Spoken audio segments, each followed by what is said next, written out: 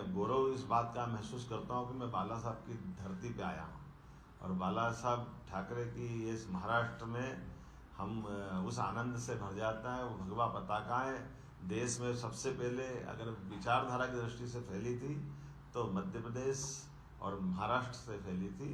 मध्य प्रदेश में ये आज़ादी के बाद से हमारी विजय यात्रा चालू हुई। सबसे पहले देश में विधायक 52 में अगर कहीं बने तो मध्य प्रदेश से बने थे, जनसंघ के ज़माने से।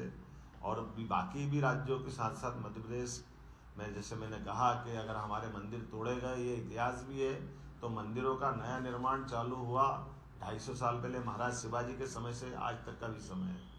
और देवस्थानों के कारण से वर्तमान के दौर में सबसे ज़्यादा कष्ट किसी को हो रहा है तो कांग्रेस और कांग्रेस के साथ वालों को हो रहा है। बड़ा दुख होता है कि एक तरफ बम गिराने वालों का लोग चरित्र जान रहे हैं और एक बम गिराने वालों का समर्थन लेके नकली शिवसेना सामने आ रही है। कितना दुख होता है कि मूसा जिसके समर्थन से माननीय बाला साहब की वो याद रखें अगर बात के चिमटी से भी मैं छूना नहीं चाहूँगा कांग्रेस का समर्थन। तो ये कांग्रेस का समर्थन लेकर के जिस ढंग का वातावरण बना है, मैं आप सब चूँकि मीडिया बंधु यहाँ मौजूद है, आपके माध्यम से यद्यपि आखिरी दिन है लेकिन ये मेरे भाव तो पहुँच ही सकता हूँ।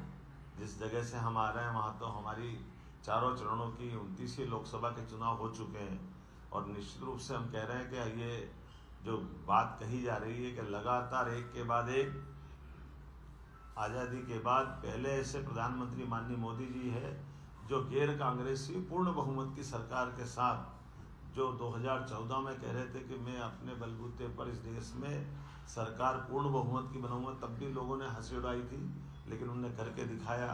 और 2014 की घोषणा के बाद आतंकवाद पे काबू पाया।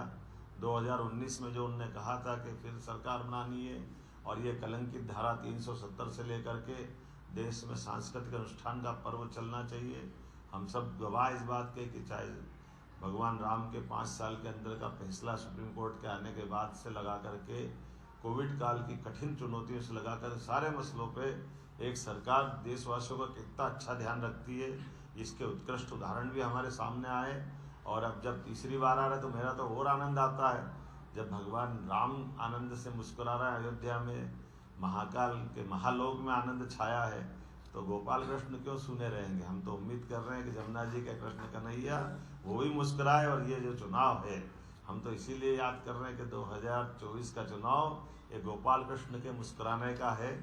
हम जिस बात के लिए जाने जाते हैं, अभी कभी कोई लोग ये कहते हैं कि आप ऐसा क्यों कहते हो। अरे भाई, हम धर्म की बात नहीं कहेंगे तो अधर्म की बात कहेंगे क्या?